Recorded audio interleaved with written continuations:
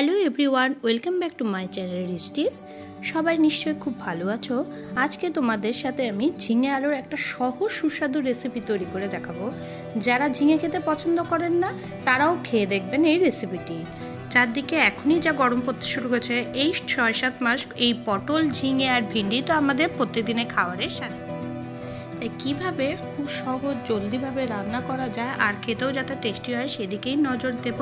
সেজন্য প্রথমে এখানে গ্যাস অন করে কড়াই বসিয়ে কড়াইটাকে হালকা গরম করে নিয়ে তার মধ্যে সর্ষের তেল দিয়ে দিলাম, সাথে দিয়ে দিলাম 1/2 চামচ পরিমাণে কালো জিরে আর একটা চেরা কাঁচা লঙ্কা।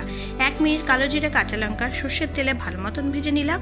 এরপর যে ঝিঙে আলুর টুকরোগুলো রেখেছিলাম কেটে আগের থেকেই, সেই আলু ঝিঙে টুকরোগুলো দিয়ে দিলাম, সাথে দিয়ে দিলাম নুন আমার স্বাদ অনুযায়ী আর দিয়ে দিলাম হলুদ গুঁড়ো। নুনের সাথে ঝিঙে আলুগুলো ভালো মতন মিশিয়ে একদম মিডিয়াম ফ্লেমে 2 থেকে 3 মিনিট নেড়ে চেড়ে নেব।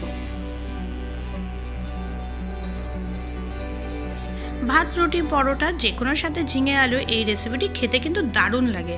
তোমরা বাড়িতে কিন্তু অবশ্যই একবার ট্রাই করে দেখো।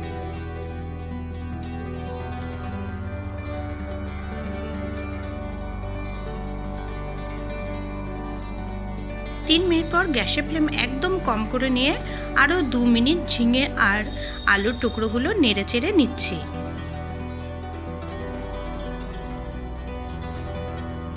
দুটো কাঁচা পাকা লঙ্কা এভাবে মাঝখান থেকে চিড়ে দিয়ে দিলাম।